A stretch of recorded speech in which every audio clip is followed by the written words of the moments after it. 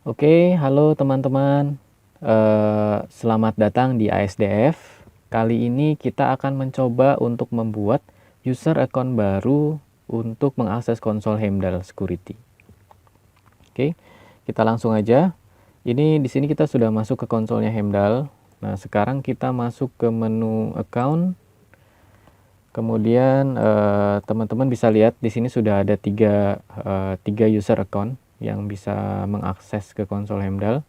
Kemudian kita akan membuat user account yang baru. Caranya gampang teman-teman. Kita tinggal masuk ke menu ke tombol ini ya, create new account. Kemudian kita masukkan alamat email yang ingin kita daftarkan. Misalnya admin.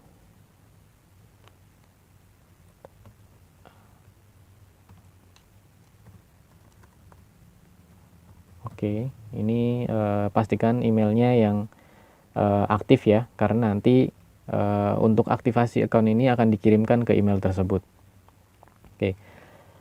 Kemudian setelah kita memasukkan alamat email, kita masuk ke sini, ke time zone. Kita pilih time zone. Ini kita bisa buat automatic, jadi akan mengikuti time zone yang dibaca oleh komputer. Kemudian masuk ke currency. Di currency ini kita ada 4 currency ya.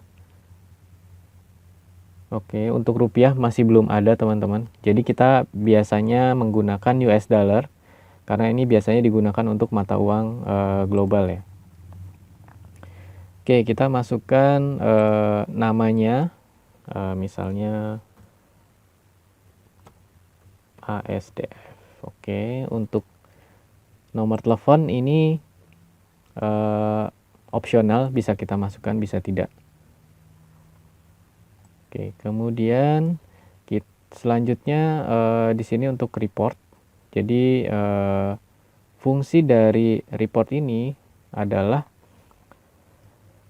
nanti kita akan menerima report secara periodik. Jadi akan dikirimkan report secara otomatis dari dua detection ini. Jadi yang pertama di sini ada untuk report threat prevention endpoint, dan satu lagi untuk next gen antivirusnya. Oke, nah ini kita aktifkan, dan setelah itu kita pilih untuk time intervalnya. Jadi durasi report tersebut ini minimal 7 hari, 1 minggu, dan maksimal di 30 hari.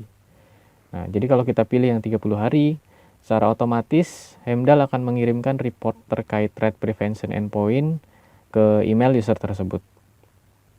Oke, ini kita pilih yang 30 hari ya, dua-duanya.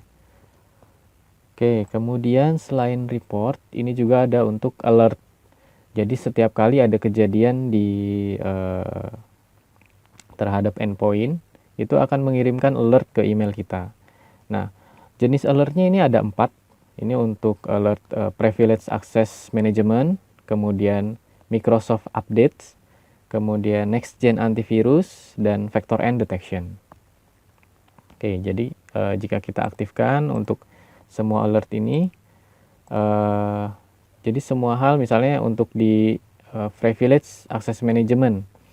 Nah, di sini nanti akan ketika ada user yang request untuk meminta hak admin, maka akan dikirimkan alert ke email tersebut, sehingga si user admin itu akan memberikan action antara diizinkan atau tidak untuk admin, dan begitu pun yang lainnya.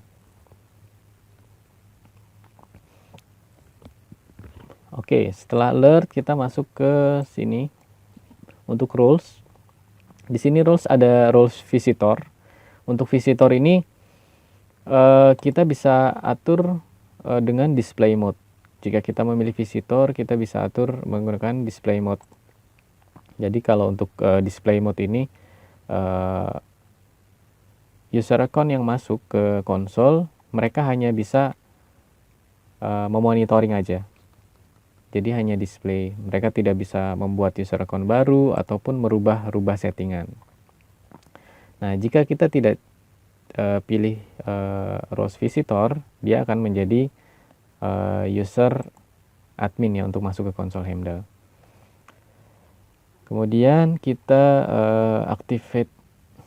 aktivasi akunnya, akun activate, ini kita pilih true. Kemudian di sini ada two factor, ini two factor authentication, jadi 2FA ya. Jadi fungsinya 2FA ini untuk mengamankan, jadi nggak boleh sembarangan orang login ke konsolnya Hemdal. Nah, biasanya jika kita aktifkan 2FA ini, setelah si user memasukkan password,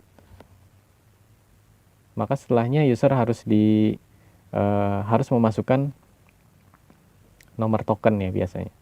Jadi biasanya menggunakan Google Authenticator untuk tokennya.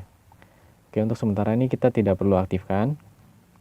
Kemudian selanjutnya adalah IP list. Jadi di sini kita bisa menentukan si user tersebut hanya boleh mengakses konsol Hemdal dari IP tertentu. Gitu. Jadi tidak sembarangan IP ya boleh akses ke konsol Hemdal. Oke. Di sini ada 3 jenis untuk IP, ada single IP, IP range, dan beberapa list IP. Oke. Kalau single IP kita tinggal coba masukkan, mungkin 192.168.1.20. Oke, ini untuk single IP. Nah, kalau untuk IP range kita tinggal tambahkan range IP-nya dengan tanda strip. Misalnya dari 1.20 sampai 192.168.1.50. Oke. Jadi jika alamat IP-nya seperti ini, maka user yang ini dia hanya boleh mengakses konsol Hemdal dari IP 1.20 sampai 1.50. Oke, nah setelah kita masukkan IP, kita add new IP. Oke, selesai semuanya. Kita cek kembali apakah yang kita isi sudah benar. Oke, setelah sudah sesuai, kita create account.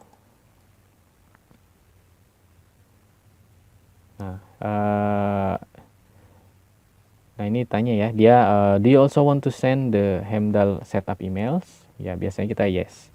Maka si user tersebut akan menerima email aktivasi account dari Hemdal. Oke, udah selesai. Jika kita kembali ke account,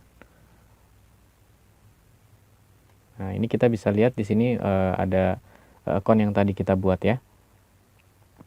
Oke, teman-teman, itu tadi untuk penjelasan pembuatan user account baru untuk konsol Hemdal Security.